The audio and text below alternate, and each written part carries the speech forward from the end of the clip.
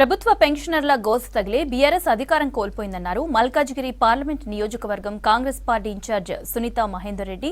ప్రభుత్వ పెన్షనర్ల మహిళా విభాగం ఆధ్వర్యంలో బాగ్లింగంపల్లిలో జరిగిన విమెన్స్ డే వేడుకల్లో ఆమె పాల్గొన్నారు.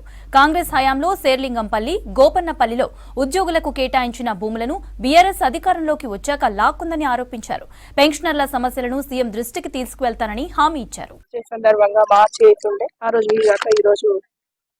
సీనియర్ సిటిజన్స్ అందరు ఈ రోజు పెట్టడం జరిగింది. చాలా సంతోషంగా ఉంది. బికాజ్ వీళ్ళ ప్రాబ్లం చూస్తుంటే చాలా బ్యాడ్ గా ఉంది. ఎందుకంటే గతంలో కేసీఆర్ గారు నిజంగా చాలా అధ్వానంగా వీళ్ళని ఇబ్బంది పెట్టిన మాట వాస్తవమే.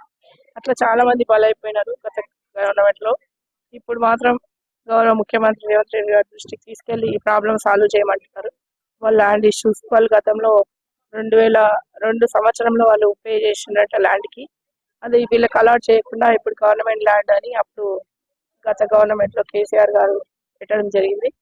వీళ్ళు చాలా లాస్ అయిపోయినారు. అది వేరే దగ్గర కొనుక్కుంటే నిజంగా వాళ్ళకి చాలా ఇంకా ఎక్కువ డబ్బులు వస్తుండే వాళ్ళకి సాల్వ్ చేసే అవకాశం వచ్చింది. కాబట్టి ముఖ్యమంత్రి గారి దృష్టికి కూడా మేము తీసుకెళ్తాము. గుడ్ న్యూస్ ఏదైతే మహిళలకి చట్టసభలో చేరే అవకాశం వచ్చింది. 33% రిజర్వేషన్స్ మాకు అవకాశం కల్పించినందుకు నిజంగా మాకు చాలా సంతోషం. 40 సీట్ల దాకా ఎమ్మెల్యేస్ కాబోతుంది.